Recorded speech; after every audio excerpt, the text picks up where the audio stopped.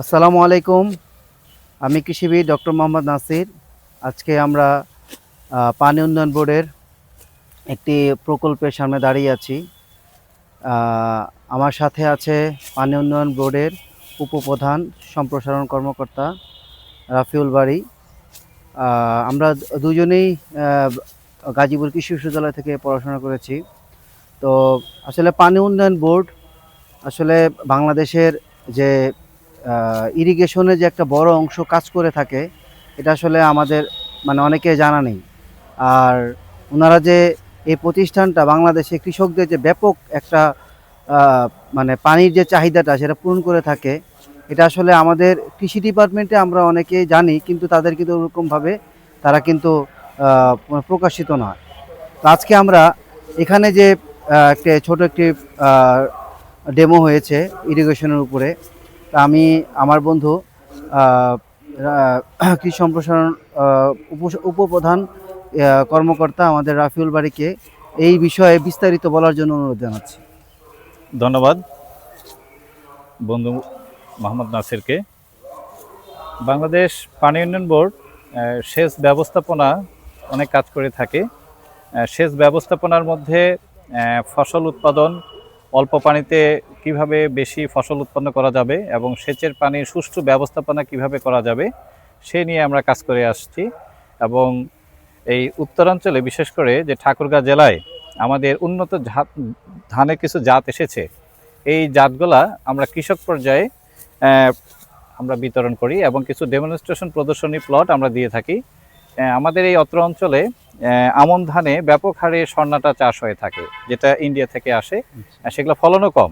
বাংলাদেশ ধান গবেষণা ইনস্টিটিউট থেকে কিছু কিছু আমন ধানের উন্নত জাত এসেছে, বৃধান 93, 94, 95। এর মধ্যে যে আমরা যে প্রদর্শনী প্লট এটাতে রয়েছি, এখানে আমরা একটা এক্সপেরিমেন্ট করেছি যে effect of irrigation frequency on yield growth and yield 93 under beside irrigation. এখানে 3টা ট্রিটমেন্ট রয়েছে। এখানে আমরা দেখাতে চেয়েছি যে স্বল্প পানিতে এই ধানটা কীরকম পারফরমেন্স দিয়ে থাকে আর কি। যে 7 দিন পর পর আমরা একটা ট্রিটমেন্ট দিয়েছি, বা 10 দিন পর পর দিয়েছি, আর একটা 15 দিন পর পর দিয়েছি। এতে দেখা গিয়েছে যে 10 দিন পর পর যে ট্রিটমেন্ট যেটা, সেটার ফলন আমরা অলরেডি ক্রপ কাটিং চলছে, এটা পরবর্তীতে আমরা রেজাল্ট এটা পেয়ে যাব। আর যে ফসলের রোগবালাইটা আমরা এখানে দেখাতে চেয়েছি, এখানে রোগবালাই অনেক কম হয়েছে। এখানে সেচের সাথে রোগবালাই থেকে শুরু করে পোকামাকড় অনেক বিষয় এখানে জড়িত রয়েছে। আমরা এখানেই এই প্রদর্শনী প্লট যেটা, এটা সুন্দর রয়েছে মোটামুটি অন্যান্যগুলোর তুলনায়। বৃধান 93, এটা চমৎকার একটা ধান এই অত্র অঞ্চলের জন্য।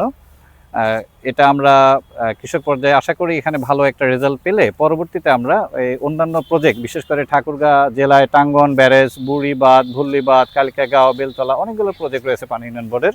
ক্রমান্বয়ে বিভিন্ন আমাদের যে প্রকল্প, সেচ প্রকল্পগুলো রয়েছে, ওগুলাতে আমরা কৃষক পর্যায়ে এটা দিতে পারবো আর কি পরবর্তীতে। ধন্যবাদ। ধন্যবাদ রাফিউল বারীকে।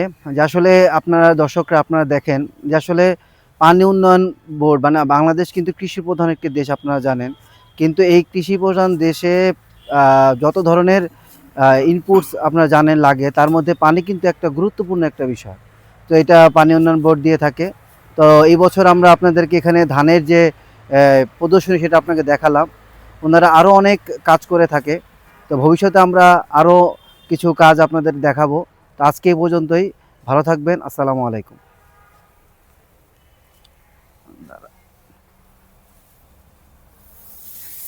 আচ্ছা, আর একটু